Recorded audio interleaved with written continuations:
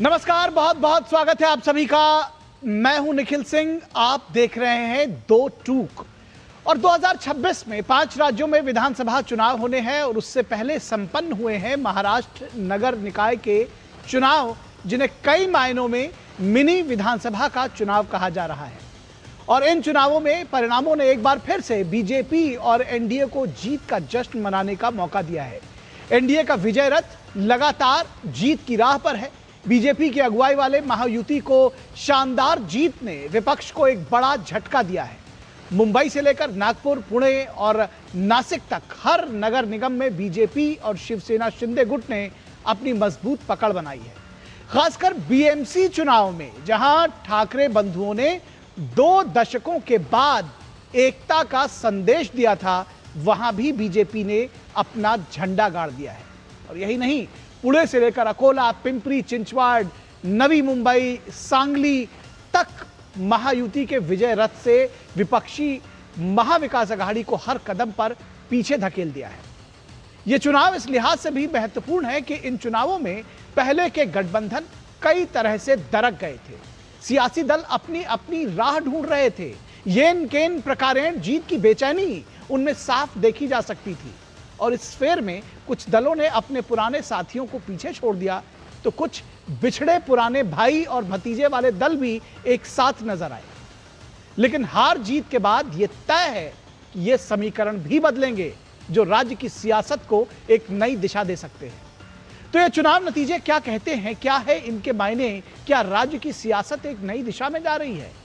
और इन चुनावी दंगल में सबसे बड़ा सवाल यह उठता है कि क्या यह जीत मुख्यमंत्री देवेंद्र फडणवीस और उनके नेतृत्व में बीजेपी की बढ़ती लोकप्रियता को प्रमाणित करती है?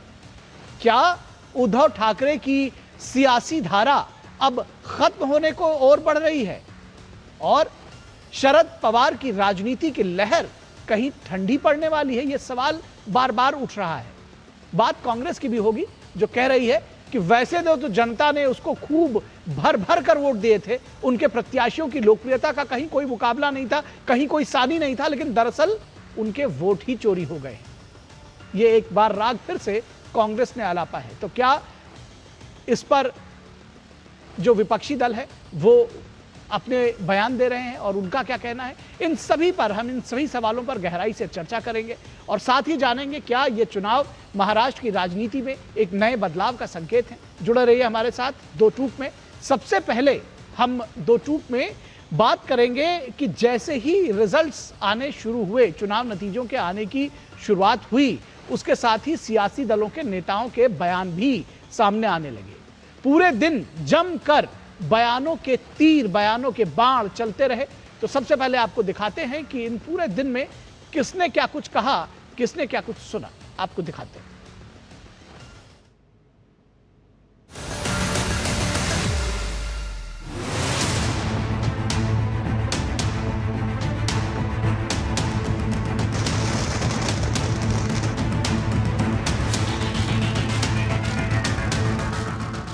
महाराष्ट्र की जनता का हमारे प्रधानमंत्री मोदी जी पर जो विश्वास है, उस विश्वास की यह विजय है। इस देश में और महाराष्ट्र में प्रधानमंत्री मोदी जी ने जो विकास और विश्वास की राजनीति शुरू की है, उसका यह विजय है। हमारे पास बहुत सारा मटेरियल है, वो प्रोसेस हम चलाते जाएंगे। हिंदुस्तान के जेन ज़ी जो हैं और युवा हैं, उनको हम क्लियरली दिखा देंगे कि नरेंद्र मोदी चुनाव चोरी करके प्रधानमंत्री बना है, बीजेपी चुनाव चोरी करती है। क्लियरली बता देंगे, कोई डाउट नहीं होगा। मुंबई में हमारी ये शानदार जीत और नगर पालिकाओं में हमारी ये शानदार जीत दर्शाती है कि युवा पीढ़ी ने भी बड़े उत्साह के साथ भाजपा और महायुति का पुरजोर समर्थन किया है। हम इसके द्वारा कह सकते हैं कि जेन जी ने ये वीबी के पक्ष में मतदान दिया है। वीबी मतलब विकसित भारत। मुंबई में मतगणना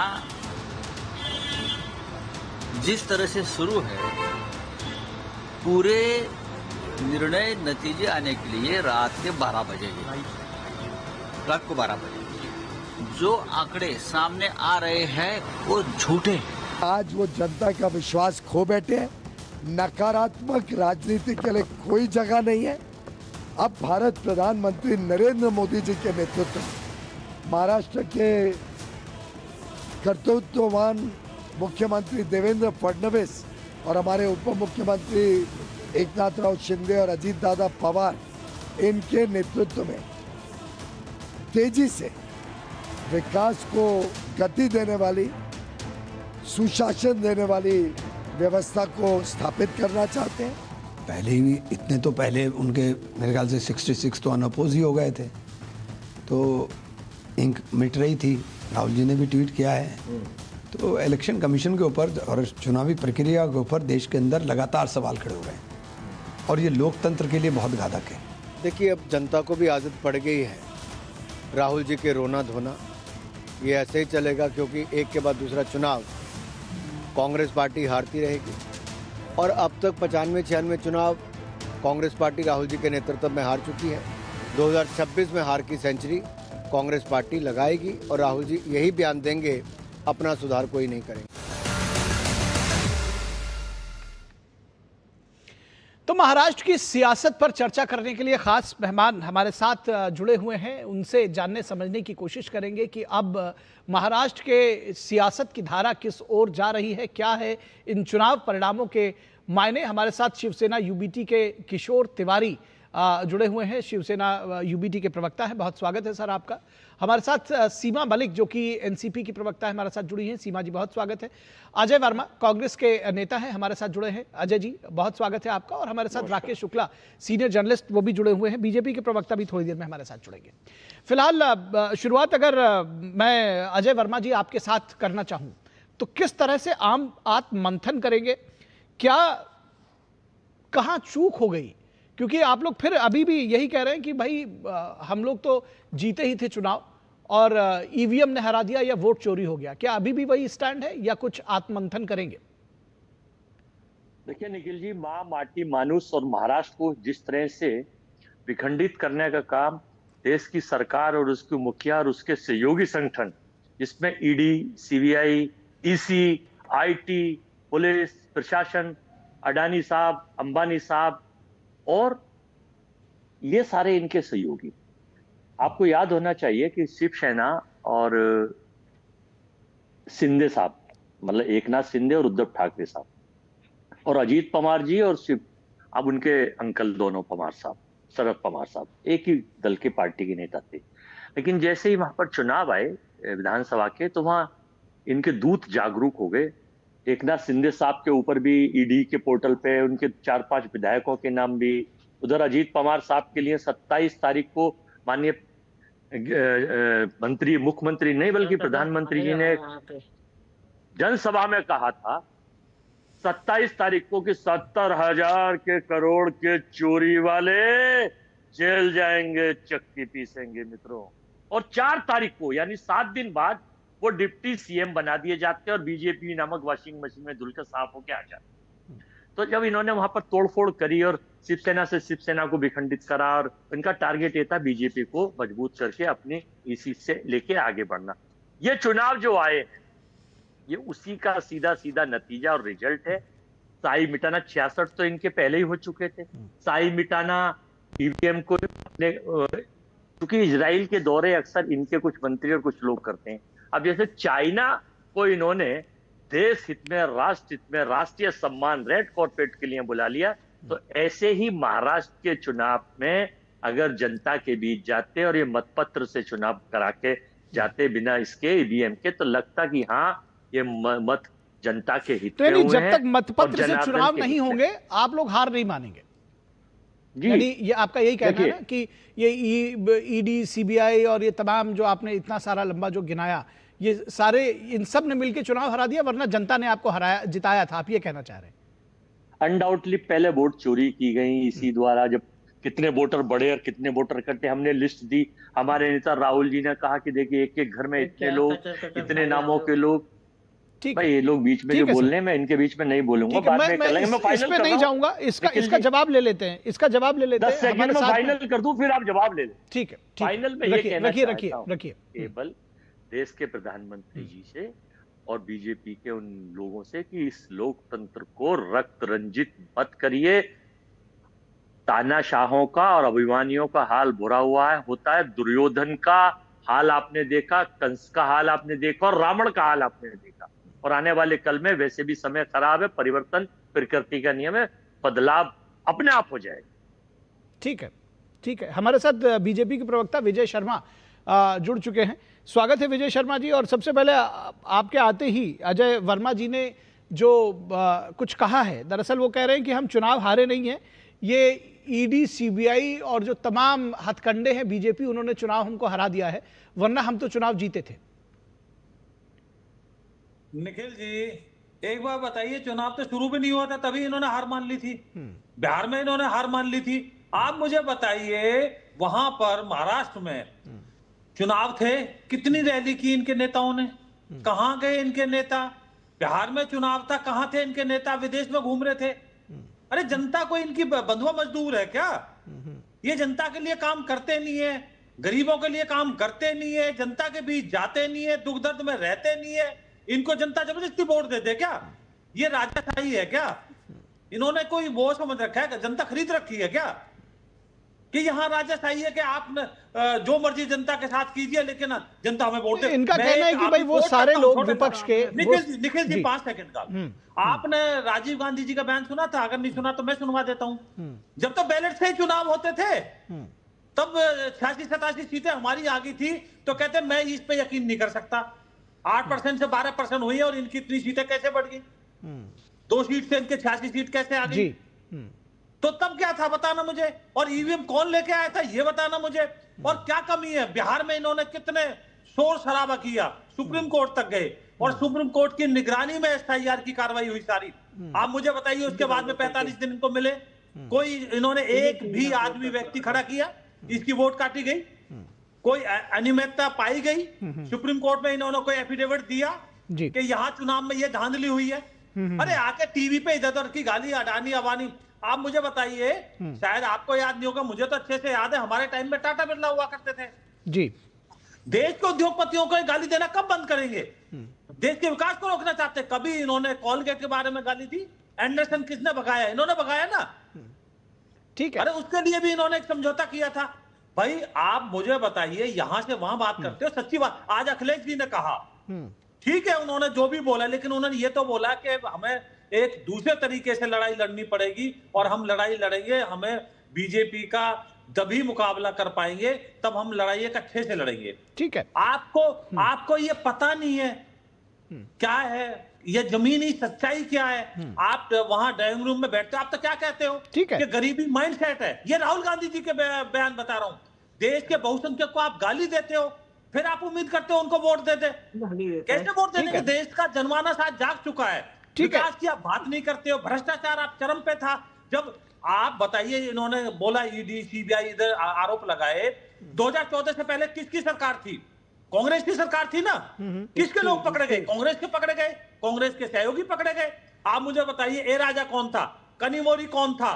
लालू यादव को किसके सरकार में सजा हुई? कांग्रेस में हुई ना। ओम प्रकाश चौटाला को किसके सरकार में सजा हुई? कांग्रेस में हुई ना। ठीक है, ये सवाल तो बार बार पूछा ही जा रहा है। ठीक है, आपका पॉइंट आ गया। दरअसल सर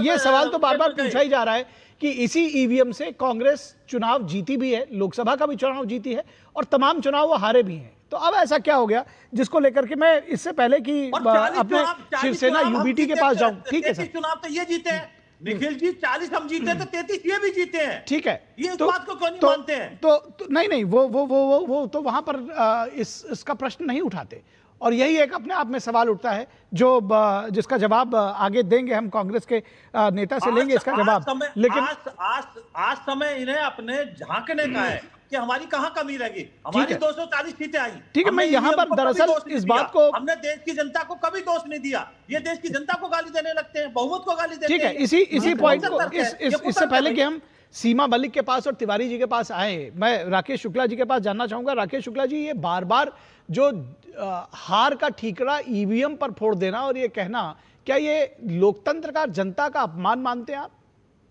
नहीं निखिल जी, इस बार नई चीज सुनने को मिली, स्याही मिटाने वाली।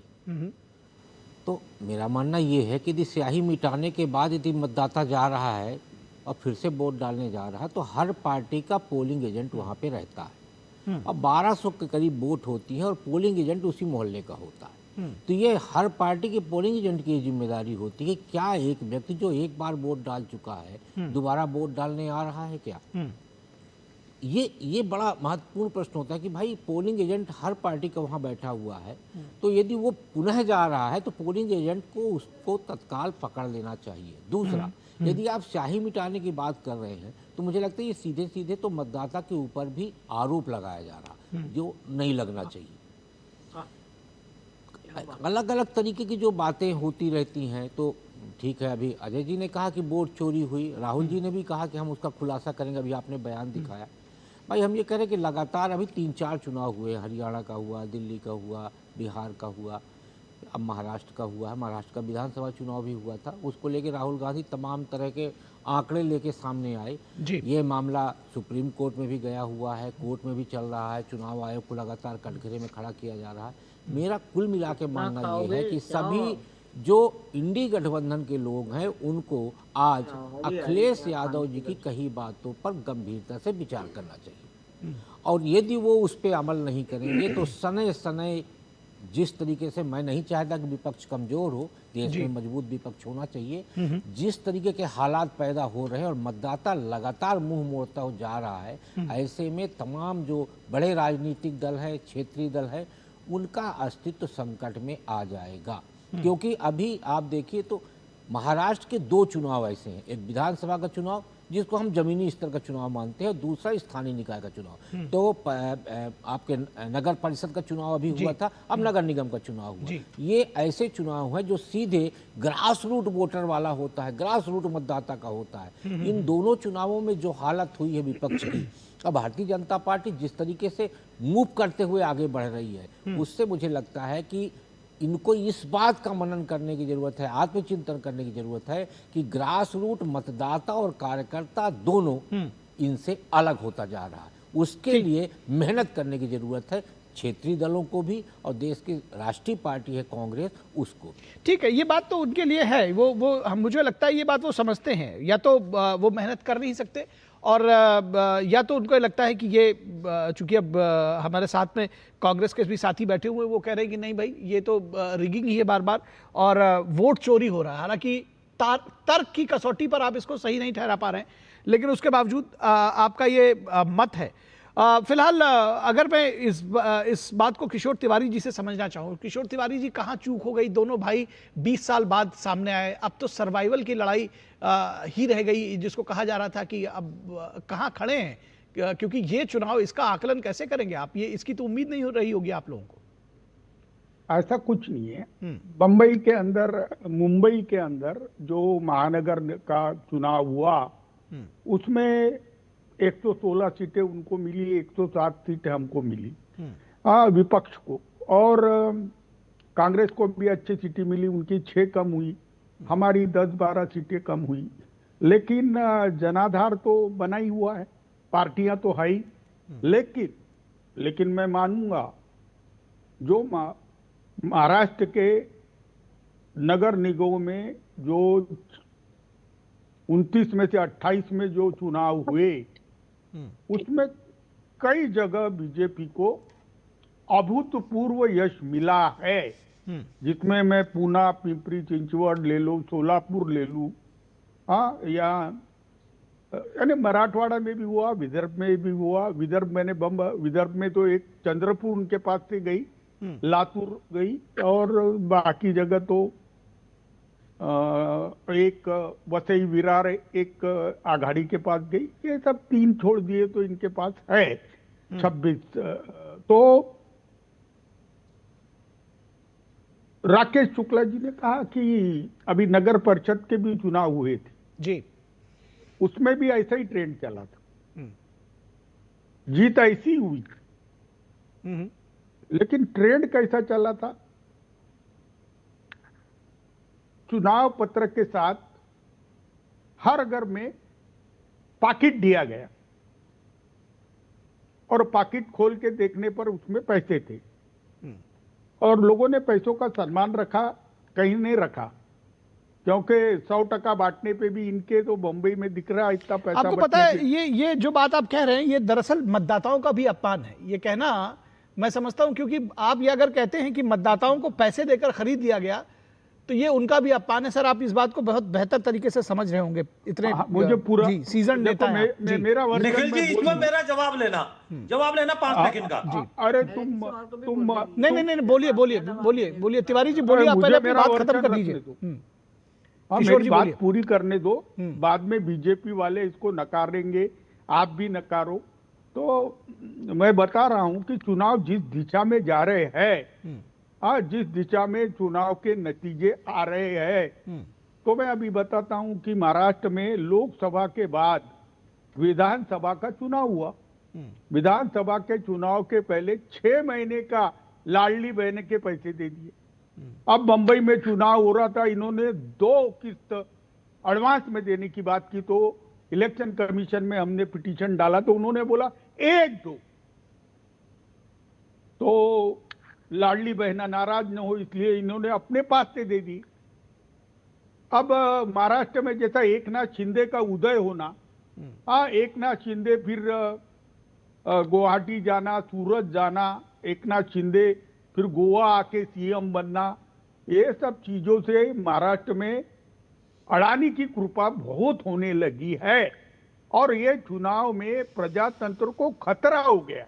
मैं अभी बता रहा हूं, जिस तरीके से चुनाव हुए और जिस तरीके से चुनाव आयोग का ईवीएम का एक और अभी एक एडिशनल पाडू मशीन लगाए थे, जिसे पाडू भी इंग्लिश में कुछ एक्सेलरेटेड यूनिट कुछ बोला था, जिसका मतलब होता है कि गिराने के लिए लगाई हुई मशीन। तो वो मशीन लगाने में आई थी। दूसरी तीसरी बात, ये कहाँ का सर, ये कहाँ से लेकर के आए हैं? मैं मतलब मुझे नहीं टोकना चाहिए आपको, लेकिन इस तरह की चीजें आप दरअसल ये इस तरह के जो चीजें लाते हैं, इसका फैक्ट चेक कहीं कर लिया कीजिए सर। और सीधी सी बात है कि आपके पास चुनाव आयोग से लेकर के सुप्रीम कोर्ट तक का रास्ता खुला हुआ, बार बार आप लोग गए हैं, 40 बार कम से कम इस देश की अदालतों ने ईवीएम के मुद्दे पर आप लोगों को वापस भेज दिया है। उसके बावजूद अगर आप इसको कह रहे हैं, तो मैंने इसीलिए कहा था, जब आप ये कहते हैं कि जनता पैसे लेकर के वोट दे दे रहे, नहीं सर, आपने पॉइंट बहुत आराम से रखा। अब मैं इस पर जो है मैं रिबटल लूंगा, मैं विजय शर्मा जी के पास जाऊंगा। विजय शर्मा जी, आप जल्दी से अपना जवाब दीजिए। देखिए निखिल जी, इन्होंने कहा अरे भैया झूठ बोलते हैं, जोर से बोलते हैं, विजय शर्मा बार बार बोलते हैं।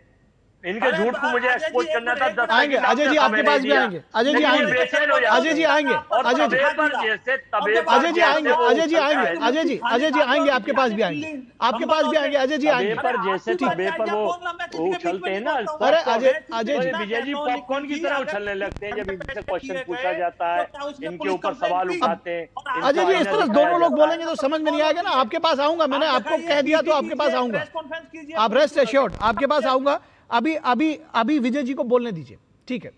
निखिल जी, बड़ी गंभीर इन्होंने आरोप लगाए।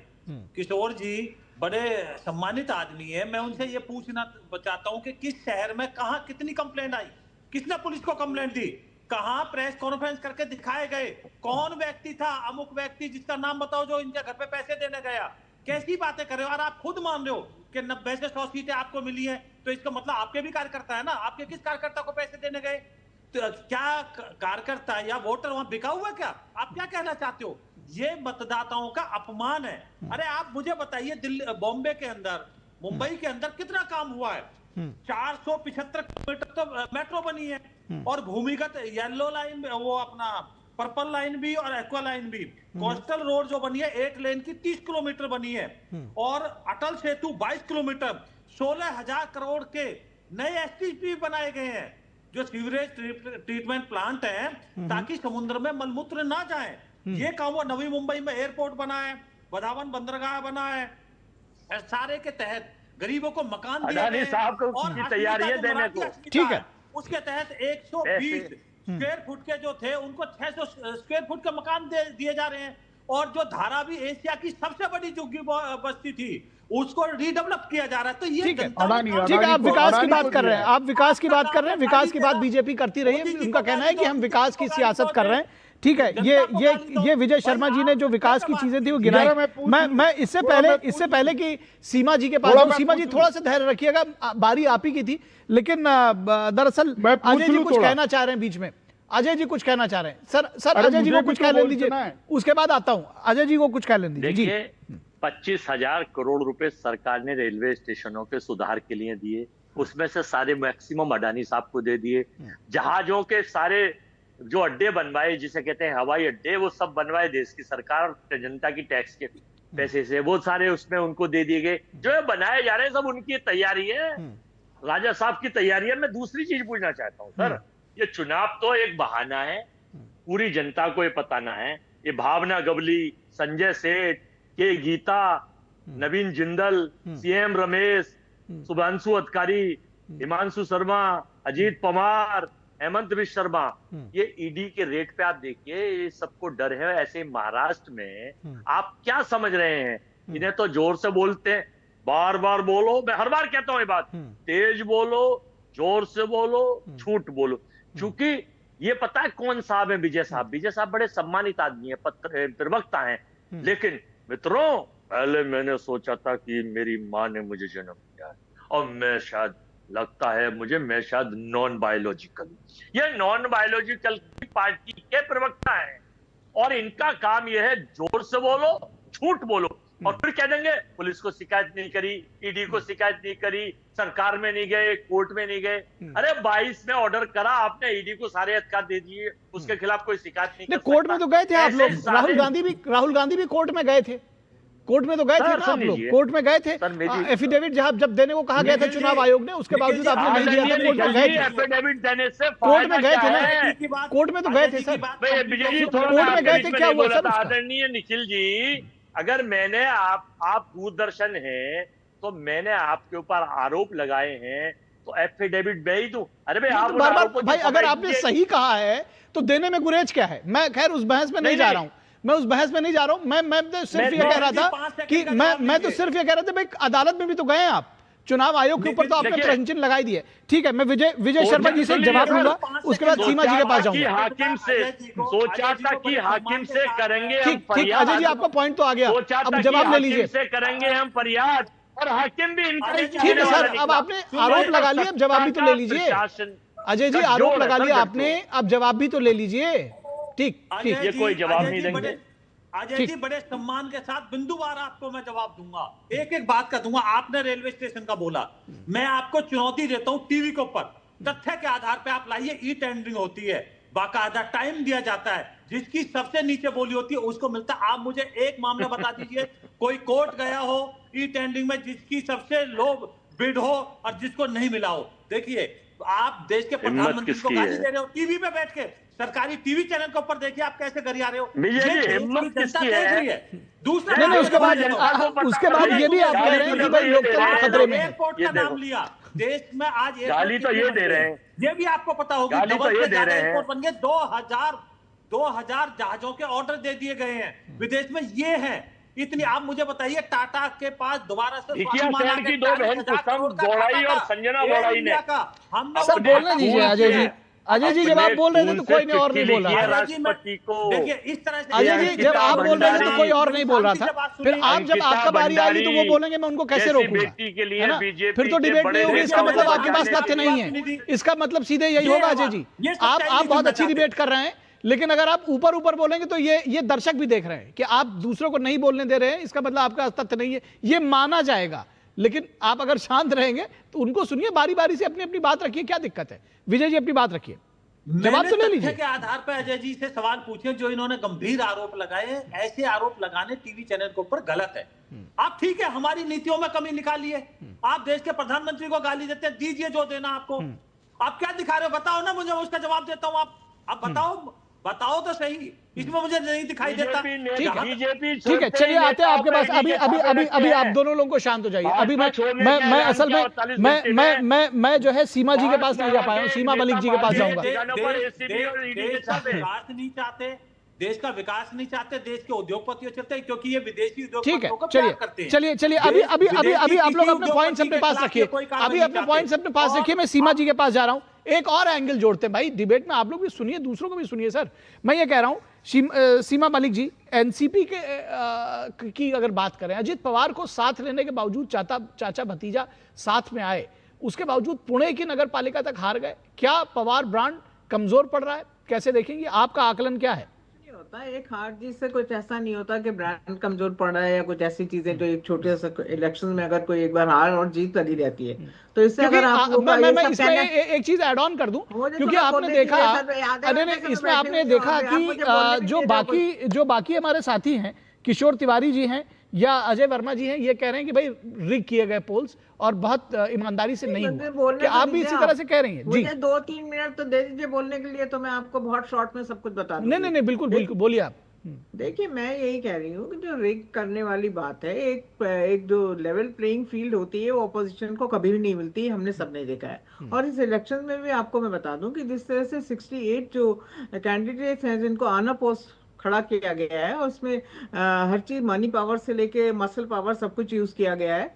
ऐसे ही लोग के प्रदेश के जो प्रधानमंत्री हैं उनके अगेंस्ट भी कोई ना कोई तो लड़ता ही है। देखिए, पंचायत चुनाव में भी इस तरह से वाइस कैंडिडेट से जिनके अगेंस्ट मतलब कोई भी खड़ा नहीं हुआ, और वो जो कैंडिडेट थे वो परिवारवाद का एक बिल्कुल नमूना थे। वो सारी किसी की माँ थी, किसी की भाभी थी या किसी की पत्नी थी बीजेपी के नेताओं की। तो ये बिल्कुल क्लियर सी बात है। और देखिए अगर आप इतना आपने विकास किया है, आप बोलते हैं हमने बहुत विकास किया है, सब काम हमारा इतना है, चौथी व्यवस्था है, पर आज ये देश की ये भी सच्चाई कि लोगों के पास पीने का, आपने इंदौर की घटना आपने सुनी होगी कि किस तरह से लोगों के पास पीने का साफ पानी नहीं है। आज लोगों के पास एयर का देखिए आप क्या हाथ है, पॉल्यूशन कितना है। तो ये सब चीजें तो आप बेसिक चीजों पे तो आप ध्यान देना नहीं चाहते, एंड आप बोलते हो कि हमने बहुत एक अटल सेतु बना दिया तो उससे सब कुछ ठीक तो नहीं हो जाएगा, वो भी टूटने लगता है बहुत जल्दी। जो भी आप चीजें बनाते हैं सबको पता है कि किस तरह का करप्शन पाया गया है, चाहे वो मूर्ति हो शिवाजी की या जो भी बहुत सारी चीजें हैं। तो उनको मैं इतना डिटेल में नहीं जानना चाहती। देखिए, ये जो इलेक्शन है ये रेक करने वाली जो बात है, जिस तरह से आप हर वेलफेयर स्कीम के नाम पे आप पैसा बांट देते हो। अभी भी इस बार भी यही था कि दिसंबर का किस्त आपको देना था एंड ऑफ द जनवरी में, पर आपने इन बिटवीन द इलेक्शंस ही आपने वो पैसे दे दिए। तो हर चीज है, आप बिहार में देख लीजिए किस तरह से आपने 10,000 रुपए बांटे। तो इस तरह से तो कोई मतलब अगर आप हमको लेवल प्लेइंग फील्ड ही नहीं है तो किस तरह से इलेक्शन हम जीत सकते हैं। एंड जहाँ तक जो आप बोल रहे हो कि हम लोग कोर्ट गए तो कोर्ट ने हमारा संज्ञान भी लिया है। पहले तो ये लोग आधार कार्ड भी नहीं अलाउड कर रहे थे, वो भी बहुत लास्ट में इन्होंने अलाउड किया। और किस तरह से 3 लाख वोटर वहां पर बढ़ गए बाद में, इसका भी कोई जवाब किसके पास नहीं है। और एफिडेविट देने के लिए देखिए अखिलेश यादव जी की पार्टी ने 18,000 एफिडेविट दिए थे, फिर भी उसको कंसिडर नहीं किया। तो मैं उसमें जाने की बात नहीं कर रही हूँ, पर जो ये इलेक्शंस हमारे हुए हैं तो और देखिए जो ये आप स्याही वाली बात है ना, अब बड़ी कोई भी समस्या होती है तो आप उसकी खिल्ली उड़ाने लगते हैं, पहले ही बोल देते हैं। तो ये स्याही क्यों मिट जा रही है ना, ये चीज तो इलेक्शन कमीशन को जवाब देना चाहिए। पर इसमें जब भी हम कोई चीज उठाते हैं तो बीजेपी के प्रवक्ता एकदम इलेक्शन कमीशन के प्रवक्ता बन के कुछ भी बोलने लगते हैं। तो ये तो चीजें हैं और ये हुई हैं। और देखिए जिस तरह से जो पैकेट बांटने वाली बात भी इन्होंने कही, इसका मतलब ये नहीं कि हम देश की जनता का या किसी का अपमान कर रहे हैं। ये तो बात है ही ना बेसिकली। लाइक इसका जवाब लेंगे विजय शर्मा जी से, इसका जवाब लेंगे विजय शर्मा जी से, इसका जवाब लेंगे सीमा जी, इसका जवाब लेंगे विजय शर्मा जी से। आपने बहुत सारे आरोप लगाए हैं, कितने साल पहले पहुंच जाएंगे कि उस समय क्या हुआ था, नेहरू जी ने क्या क्या था, आपके टाइम में उस समय ऐसा हुआ था। तो नहीं वो तो देखिए ऐसा है ना, ऐसा दो बातें हैं। देखिए मैं आपकी बात का जवाब बिल्कुल नहीं देना चाह रहा, लेकिन दो बातें हैं। अगर तर्क की कसौटी पे कि अगर इतिहास है तो इतिहास को तो देखा जाएगा, एक बात। दूसरी बात, जब आप सुनिए जब आप कहेंगी कि ईवीएम छोड़ करके और वापस हम पर्चे पर वापस लौट आए और अगर हम मतदान का जो सिस्टम है वो बदल दें तो ये होगा कि क्या कांग्रेस उसके पहले कभी चुनाव नहीं हारी थी? जब पर्चों पर चुनाव होते थे तो क्या कांग्रेस चुनाव नहीं हारी थी या ईवीएम से चुनाव वो कभी जीती नहीं है? ये तर्कपूर्ण सवाल है, ये तर्कपूर्ण सवाल है मैडम, जो पूछे जाएंगे। आप उसका कुछ भी कहिए, लेकिन ये लोगों के जहन में, एक कॉमन मैन के जहन में सवाल आता है। आप उसके अपने राजनीतिक हिसाब से उसका कुछ भी जवाब दें, लेकिन ये सवाल पूछे जाएंगे। मैं विजय शर्मा जी से आपके जो प्रश्न है उसका जवाब जो है, विजय शर्मा आपके आरोप का जवाब देंगे। फिलहाल यहां पर रुकेंगे एक छोटे से ब्रेक के लिए। विजय शर्मा जी, आप अपने जवाब तैयार रखिएगा, मैं एक ब्रेक के लिए रुकूंगा। दर्शकों, आप कहीं मत जाइएगा, ये चर्चा हमारी ब्रेक के बाद भी जारी रहेगी। गांवों के विकास की दिशा अब गांव खुद तय करेंगे। विकसित ग्राम पंचायत प्लान्स के माध्यम से योजनाओं का होगा पीएम गति शक्ति से एकीकरण। प्रधानमंत्री नरेंद्र मोदी जी के नेतृत्व में इस सहभागी विकास मॉडल की नींव रखी है विकसित भारत जी राम जी एक्ट 2025 ने, जो देता है हर ग्रामीण परिवार को 100 नहीं पूरे 125 दिनों के सुनिश्चित रोजगार की गारंटी। विकसित भारत जी राम जी, कुछ पल नहीं दिशा दिखाए, मंजिल नहीं फिर दूर जब जब कुछ पल साथ बिता। तुम्हारे साथ बिताए हुए पल मेरे साथ रहेंगे जिंदगी भर। LIC से मिले बीमे की रकम ने ही मेरे नए काम की शुरुआत को मुमकिन बनाया। कुछ पल का साथ बन जाता है जिंदगी भर का साथ। LIC हर पल आपके साथ। व्यक्तिगत जानकारी के लिए ऑनलाइन अनुरोधों से रहें सावधान। कुछ भी जानकारी देने से पहले जरूर सोचें। कोई भी वैधानिक कंपनी फोन या इंटरनेट पर आपसे निजी जानकारी कभी भी नहीं मांगती। इसलिए ऐसे कॉल या ईमेल आने पर अपनी जानकारी देने से पहले समझदारी दिखाएं और सावधानी बरतें। टिंग टिंग, आपके लिए एक फेस्टिवल ऑफर है। QR कोड स्कैन करो, UPI पिन डालो और 10,000 रुपए आपके बैंक अकाउंट में। पिन डालूंगा तो पैसा खट से आएगा नहीं, झट से कट जाएगा। मैं मूर्ख नहीं हूँ। आलिया, UPI कहता है UPI पिन पैसे भेजने के लिए होता है, पाने के लिए नहीं। इस बात को याद रखें और कहें मैं मूर्ख नहीं।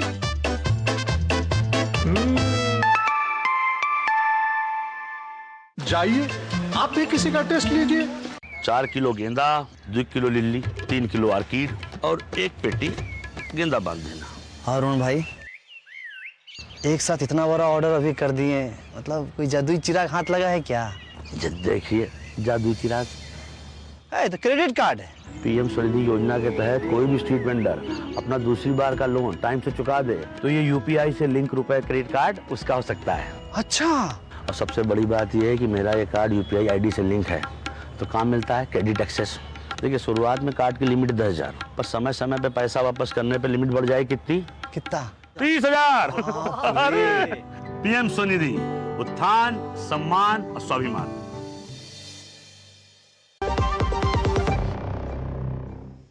ब्रेक के बाद एक बार फिर आप सभी का स्वागत है। 2 टूक चर्चा में शामिल हुई है हमारे साथ। हम चर्चा कर रहे हैं कि किस तरह से जो महाराष्ट्र के चुनाव हैं, जो अभी नगर निकाय के जो चुनाव परिणाम हैं, वो किस तरह से महाराष्ट्र की सियासत पर, देश की सियासत पर असर डालेंगे। 5 राज्यों में इस वर्ष चुनाव होने हैं, तो इस विषय पर विस्तार से चर्चा कर रहे हैं। हमारे साथ खास मेहमान जुड़े हुए हैं। विजय शर्मा जी BJP से, किशोर तिवारी जी शिवसेना UBT से, सीमा मलिक जी NCP से, अजय वर्मा जी कांग्रेस के नेता हैं, वो भी हमारे साथ जुड़े हैं, राकेश शुक्ला वरिष्ठ पत्रकार हैं, वो भी हमारे साथ जुड़े हुए हैं। विजय शर्मा जी के पास आएंगे। सीमा मलिक जी ने गंभीर आरोप लगाए हैं कि लेवल प्लेइंग फील्ड आप नहीं देते हैं और चुनाव आयोग पर अगर आरोप लगाए जाते हैं तो जवाब आप लोग देने लग जाते हैं। विजय शर्मा जी। देखिए निखिल जी, हम एक पार्टी, हमारी विश्व की सबसे बड़ी पार्टी है। मैं देश का मतदाता हूं, देश का नागरिक हूं। अगर कोई झूठे आरोप लगाता है तो जवाब देना बनता है, प्रत्येक नागरिक का सवाल बनता है। और ये इन बातों को लेकर 41 बार EVM को लेकर सुप्रीम कोर्ट, हाई कोर्ट गए हैं। क्या लगी इनको? लताड़ लगी। महाराष्ट्र चुनाव को लेकर हाई कोर्ट गए, सुप्रीम कोर्ट गए, क्या मिला इन्हें? उसके बाद में बिहार चुनाव को लेकर ये सुप्रीम कोर्ट गए जब SIR के मामले में, क्या मिला इन्हें? बताइए मुझे। उन्होंने कहा ये संवैधानिक कर सकते हैं, कभी उसके ऊपर रोक नहीं लगाई। और बिहार चुनाव के बाद में आप मुझे बता दीजिए, एक भी कोई किसी तरह की इतनी सी भी बात इनको मिली हो तो बता दो मुझे। कोर्ट गए हो तो 45 दिन का टाइम था इनके पास। दूसरा, ये अंबानी चिल्लाते हैं भाई। आप मुझे बताइए, अंबानी जी अशोक गहलोत के यहाँ सबसे ज्यादा पैसे देते हैं राज्यों में विकास के लिए। वो खुद बुलाते हैं, भाई आइए हमारे यहाँ पैसे लगाइए। तेलंगाना में लगाते हैं, वो ममता दीदी के वेस्ट बंगाल में लगाते हैं। कौन सा प्रदेश है जहां वो नहीं लगाते हैं? उद्योगपति लगाते हैं, सारा काम करते हैं। क्यों झूठे आरोप लगाते हो? फिर आप सुप्रीम कोर्ट गए थे, एक विदेशी लोगों ने कुछ कह दिया था तो आप कोर्ट में गए। सुप्रीम कोर्ट ने विशेषज्ञ कमेटी बनाई, उस जांच में क्या मिला? आपको मुंह की खानी पड़ी। सेबी के द्वारा जो जांच बैठाई गई, विशेषज्ञ कमेटी बैठी थी बाकायदा। तो आप झूठे ऐसे अनर्गल आरोप लगाते हो देश के उद्योगपतियों पे, तो इसका मतलब आप विकास विरोधी हो। दूसरा ये कहते हैं कि भाई हमारे को बराबर मौके नहीं। अरे 1200 मतदाता होते हैं इसको पर, और जो वहां होता है एजेंट होता है वो वहीं का लोकल होता है, वो जानता है, किसी का परिवार से होता है, किसी का मोहल्ले का होता है, एक एक प्रत्येक व्यक्ति को, क्योंकि राजनीतिक पार्टी से ताल्लुक रखने वाले लोगों को ही बैठाया जाता है वहां पे। ये तो मेरे ख्याल से राजनीतिक लोग सारे बैठे, सबको अच्छे से पता है। कोई बाहर के लोग नहीं आते वोटिंग करने के लिए। अगर एक आदमी आता है तो हंगामा हो जाता है वहां बाकायदा, और सारी पार्टियों के लोग बैठे होते हैं वहां, पोलिंग एजेंट बाहर से लेके आगे तक लाइन लगी होती है। निखिल जी आपने भी वोटिंग की होगी। ठीक है। दूसरा इन्होंने बताया कि वोटिंग ईवीएम से नहीं होनी चाहिए। आपको भी पता होगी आज देश के अंदर मात्र वेस्ट बंगाल है जहां इस तरह की घटनाएं होती है ममता दीदी के राज में। बाकी पूरे देश में शांति प्रिय चुनाव होता है। नहीं तो मतपेटी लूटी जाती थी, बूथ कैप्चरिंग होती थी, मतपत्र लूटे जाते थे कांग्रेस राज में। इनके कांग्रेसी नेता कहते हैं, खुद कहते हैं कि हमने ये काम किए थे, फला आदमी के, अमुक आदमी के लिए किए थे। इतने सारे बयान मौजूद हैं और झगड़े होते थे, इतने सारे मार पिटाई होती थी। तो ये राजीव गांधी जी ने ये इनिशिएटिव लिया और इसके ऊपर चरणबद्ध तरीके से किस तरह से ट्रांसपेरेंसी और आए उसमें भी लगे हुए हैं। सुप्रीम कोर्ट के आदेश से और 5% में आप औचक निरीक्षण कर सकते हो, आप मिलान कर सकते हो। आज तक इतने हजार मिलान हुए, एक में भी अनियमितता नहीं मिली। तो इससे पता लगता है कि हमारा देश का जो लाए थे बंद हो जाए। खत्म हो गया फिर, डिबेट ही खत्म। ठीक है, अजय वर्मा जी आएंगे आपके पास, लेकिन इससे पहले राकेश शुक्ला जी को जोड़ना चाहेंगे। राकेश शुक्ला जी, जो महाराष्ट्र की सियासत है, मैं चाहूंगा थोड़ा सा उस पर आप बात करें, क्योंकि जो गठबंधन चुनाव से पहले थे वो इन चुनावों में दरके। आपने देखा कि ठाकरे बंधु साथ में आए, चाचा भतीजा एक साथ गए, और भी बहुत सारे चेंजेस हुए। किस तरह से आप देखते हैं, क्या ये जो कई बार तुष्टीकरण या मुस्लिम वोट पाने की चाहत, या फिर वोट को एक साथ जो वोट बैंक वाली जो बात होती है, क्या ये सारी वजह रही और अब एक बार फिर से इन चुनावों के बीच जाने के बाद नए समीकरण देखने को मिलेंगे? देखिए, एक दशक पहले तक महाराष्ट्र में मतलब मराठी अस्मिता और हिंदुत्व, इन दोनों की अलंबरदार थी शिवसेना। और इसमें कोई दो राय नहीं कि हिंदुत्व के मामले में भारतीय जनता पार्टी वहाँ दूसरे पायदान पे थी। और उसका कारण ये था कि बाला साहेब ठाकरे जी की तरफ से जिस दिन ये कहा गया कि बाबरी विध्वंस करने वाले शिवसैनिक थे, उसके बाद से हिंदुत्व को लेके उनकी धार और मजबूत हुई थी। ऐसे में अब आप देखेंगे कि जो उद्धव ठाकरे जी के पास, यानी बाला साहेब ठाकरे की जो विरासत है वो है मराठी अस्मिता और हिंदुत्व। उद्धव ठाकरे जी पिछले कुछ समय से इन दोनों को छोड़ चुके हैं, और उसके चलते ही आज की डेट में उद्धव ठाकरे जी को विधानसभा चुनाव और नगर निगम चुनाव में नुकसान का सामना करना पड़ा, क्योंकि एक जो विश्वास बना हुआ था वो विश्वास कहीं ना कहीं कमजोर हुआ है। एकनाथ शिंदे जी जब शिवसेना तोड़ के बाहर गए तो उन्होंने ये दोनों मुद्दे अपने साथ लेके गए और आज भी उन मुद्दों पे वो काम कर रहे हैं। फिर यदि आप बात करते हैं कि दोनों भाई ठाकरे बंधु मिले, तो मेरा अपना मत ये है कि उद्धव जी के सामने सर्वाइवल की समस्या थी और राज ठाकरे जी के सामने रिवाइवल की समस्या थी, और ये दोनों चुनौतियां इन दोनों को एक साथ लाई। लेकिन जिस तरीके के नतीजे आए उससे लगता है कि सर्वाइवल और रिवाइवल की जो फार्मूला था वो मुझे लगता है वो सफल नहीं हो पाया। तीसरा प्रश्न आपने किया कि जो मुस्लिम पॉलिटिक्स की बात हो रही, हम लोग असल में पूरे देश में एक धारणा बना के चलते हैं। धारणा ये बना के चलते हैं कि मुस्लिम वोट निर्णायक है। ये हर जगह हम कहते हैं, कहीं 30%, कहीं 20%, कहीं 40%। तो हम ये कहते हैं कि यहाँ पे मुस्लिम वोट निर्णायक है। लेकिन बिहार में भी आप देखेंगे तो सीमांचल जो है अधिकांश मुस्लिम बहुल इलाका है, वहाँ किसको ज़्यादा वोट पड़े। असल में देश के अंदर मुस्लिम वोट मुझे लगता है एक भ्रम की स्थिति में पड़ गया है, और उस भ्रम के चलते वो उस तरफ भागता है जिसको वो देखता है कि भारतीय जनता पार्टी को हरा सकता है। और ऐसे में उसका वोट, जो कांग्रेस ये मान के चल रही थी कि मुस्लिम वोट हमारे पास वापस आएंगे, वो उसकी तरफ वापस नहीं आ रहे, जबकि उसकी जगह पे AIMIM जैसी पार्टियों की तरफ मुस्लिम वोट ज़्यादा विश्वास के साथ बढ़ रहा है। उसके दो बड़े उदाहरण अपने सामने हैं, बिहार का चुनाव और नगर निगम का महाराष्ट्र का चुनाव। इन दोनों चुनावों में असदुद्दीन ओवैसी जी की पार्टी के जो प्रदर्शन है वो बताता है कि मुस्लिम वोट उनके साथ विश्वास के साथ जुड़ रहा है बनस्पत कांग्रेस के साथ, और जिस मुस्लिम वोट पे एक आशा लगा के बैठे थे उद्धव ठाकरे, तो आप ये कहना चाह रहे हैं कि जो मुस्लिम नेता हैं, जो मुस्लिम नेता है, खुद जो मुस्लिम नेता हैं, उनकी तरफ मुस्लिम वोट जा रहा है, कांग्रेस और जो दूसरे क्षेत्रीय दल है उनके साथ से धीरे धीरे नहीं, मैं ये नहीं कह रहा कि जो मुस्लिम नेता है, मैं ये कह रहा हूं कि मुसलमान आज की डेट में भ्रम में है, उसे इस बात का विश्वास नहीं हो पा रहा कि कांग्रेस भारतीय जनता पार्टी को हरा पाएगी, इसलिए वो उन विकल्पों की तरफ जा रहा है जो विकल्प उसको लगता है कि भारतीय जनता पार्टी को हरा सकते हैं।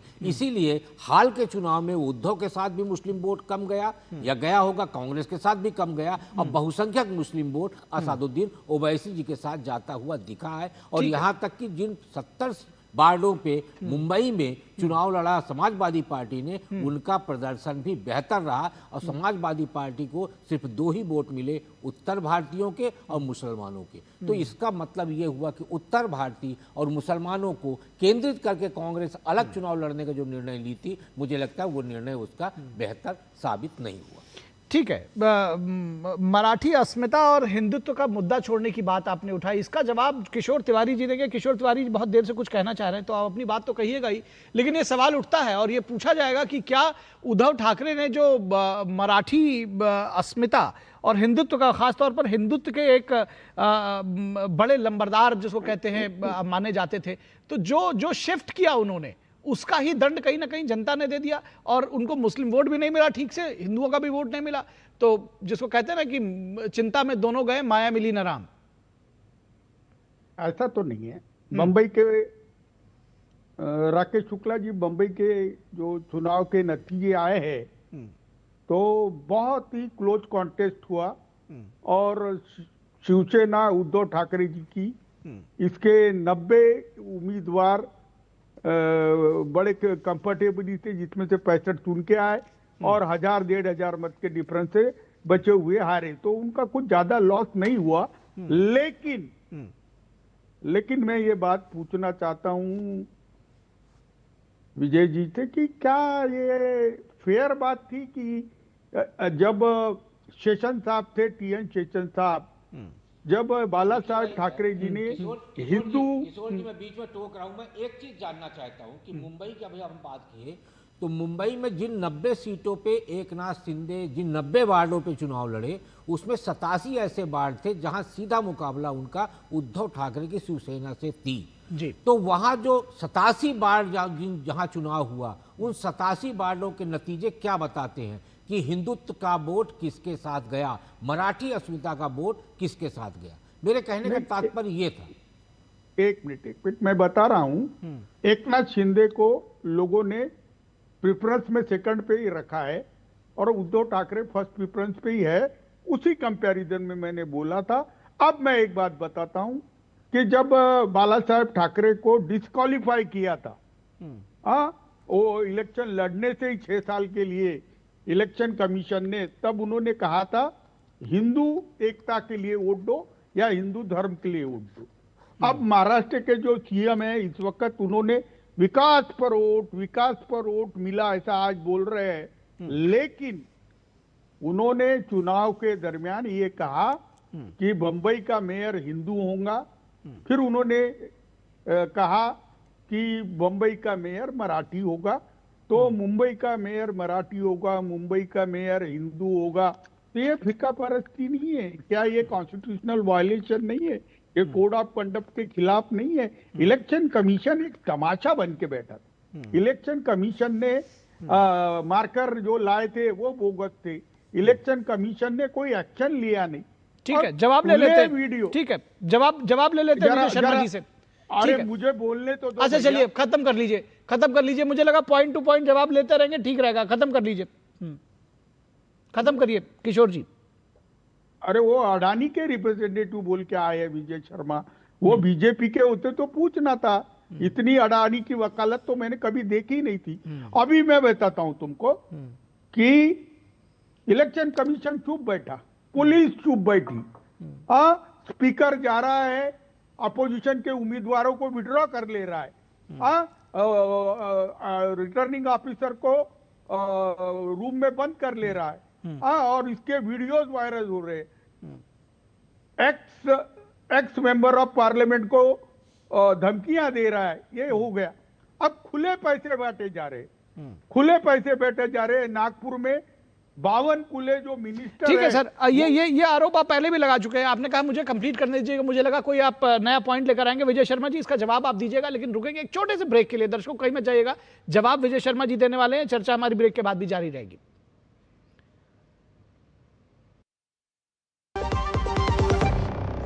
पढ़ता है, खेलता है, झूलता उछलता है, दौड़ता कभी कभी दौड़ कराता है, आगे आगे बढ़ता है इंडिया, अमूल दूध पीता है इंडिया। गांवों के विकास की दिशा अब गांव खुद तय करेंगे। विकसित ग्राम पंचायत प्लान्स के माध्यम से योजनाओं का होगा पीएम गति शक्ति से एकीकरण। प्रधानमंत्री नरेंद्र मोदी जी के नेतृत्व में इस सहभागी विकास मॉडल की नींव रखी है विकसित भारत जी राम जी एक्ट 2025 ने, जो देता है हर ग्रामीण परिवार को 100 नहीं पूरे 125 दिनों के सुनिश्चित रोजगार की गारंटी। विकसित भारत जी राम जी।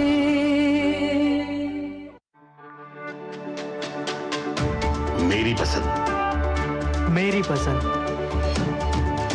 मेरी पसंद, मेरी पसंद,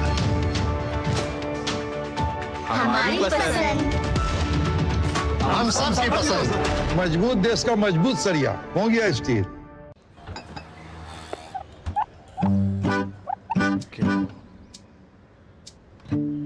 मेरा बेटा ईशान डॉक्टर बनेगा, डॉक्टर। मेरा ईशान तो साइंटिस्ट बनेगा। अब ये ईशान क्या बनेगा? ईशान कुछ भी बने, उसके साथ हमेशा है LIC की अमृत बाल चिल्ड्रन पॉलिसी। बड़े सपनों का रखे ख्याल। टिंग टिंग, आपके लिए एक फेस्टिवल ऑफर है। QR कोड स्कैन करो, UPI पिन डालो और 10,000 रुपए आपके बैंक अकाउंट में। पिन डालूंगा तो पैसा खट से आएगा नहीं, झट से कट जाएगा। मैं मूर्ख नहीं हूँ। आलिया, UPI कहता है UPI पिन पैसे भेजने के लिए होता है, पाने के लिए नहीं। इस बात को याद रखें और कहें मैं मूर्ख नहीं।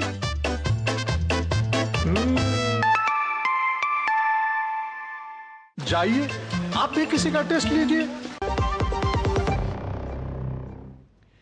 स्वागत है आपका। ब्रेक के बाद चर्चा कर रहे हैं महाराष्ट्र में नगर निकाय के चुनावों के परिणामों के बाद, और जिस तरह से बीजेपी, एनसीपी और महायुति ने जिस तरह से जीत हासिल की है, उस पर जाहिर तौर पर जो शिवसेना, यूबीटी, एनसीपी के लोग ये कह रहे हैं कि ये चुनाव बहुत फेयर चांस उनको नहीं दिया गया है। कांग्रेस भी यही बात कह रही है। विजय शर्मा जी, बहुत सारे आरोप हैं आपके ऊपर, जवाब आप देने वाले थे।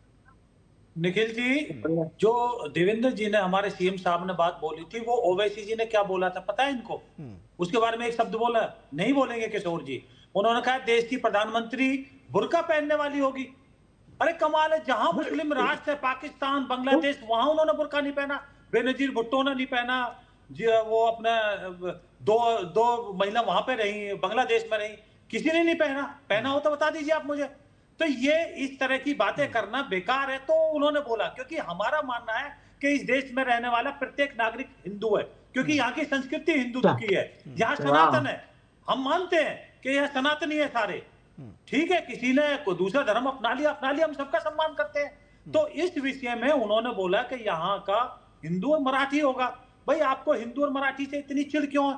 बाला साहब तो बहुत बड़े पैरोकार थे हिंदुओं के। आपने देखा होगा पालघर में किस तरह से नृशंस हत्या होती है साधुओं की। वही पाप तो है आज उद्धव ठाकरे जी को ले डूबा। जो नहीं तो वो मुख्यमंत्री थे, वो कठोर कार्रवाई करते, एक मैसेज देते, जो अपराधी थे उनको मैसेज देते ना, ठीक है सर, कि इस तरह से हत्या नहीं होती है। तो सिर्फ सत्ता से चिपके रहने के कारण उन्होंने अपने जितने भी प्रिंसिपल थे, जो बाला साहब के सिद्धांत थे, उनको तिलांजलि दे दी। ठीक है सर, सीमा मलिक जी कुछ कहना चाह रही हैं। ठीक है सर, आपको पॉइंट है कि सीमा मलिक जी कुछ कहना चाह रही हैं। सर, सीमा मलिक जी कुछ कहना चाह रही हैं। अजय जी सुन लीजिए एक बार, सीमा मलिक जी कुछ बोलेंगे, उनको सुन तो लीजिए। आप सारा टाइम विजय शर्मा को दे रहे हैं। अरे भाई हर बात का जवाब उन्हीं से लेंगे ना, आप लोग आरोप उन पर लगाते हैं, जवाब किससे देंगे? अगर मैं कुछ बताऊंगा, अगर मैं कुछ लॉजिकल बात बताऊंगा, आप कहेंगे जी मैं बीजेपी का प्रवक्ता हो गया हूँ। बीजेपी के प्रवक्ता सामने बैठे हैं, उनसे ही तो जवाब लेंगे। आरोप आप उनके ऊपर लगा रहे। खैर इसमें सर बहस में मत जाइए। सीमा मलिक जी कुछ बोल रहे हैं, आपकी साथी हैं पुरानी, अभी आप उनके साथ नहीं, कोई बात नहीं। ये देश जो है ये संविधान से चलता है। बाबा साहब अम्बेडकर के संविधान में बिलीव करने वाले लोग हैं हम लोग। हम ये नहीं मानते कि चाहे कोई हिंदू हो या मुस्लिम हो या मराठी हो या जो भी हो, तो बेसिकली हर व्यक्ति का ठीक है मैम, कोई बात नहीं। कांग्रेस के साथ गठबंधन में जा रहे हैं आप लोग? फोटो छपे हुए हैं भगवान राम के, हनुमान जी के। हम जी कांग्रेस के साथ गठबंधन में जा रहे हैं आप लोग? संविधान की किताब के ऊपर भी जिसको लेके बैठे घूमते हैं ना राहुल गांधी जी, चलिए वहाँ भी भगवान राम है मौजूद, हनुमान जी है मौजूद, चित्र है वहाँ चलिए इन विषयों पर अंतहीन चर्चा होगी। दरअसल जब पॉलिटिकल पार्टी के प्रवक्ता अगर आमने सामने होंगे तो इन बातों पर अंतहीन चर्चा होगी। हमारे पास समय बस आज इतना ही है।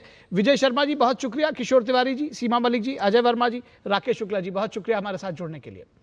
लेकिन ये बात तय है कि अगर जनता ने जनादेश दिया है तो सर माथा झुकाकर उसको स्वीकार करिए, आत्ममंथन करिए कि गलती कहां हुई है।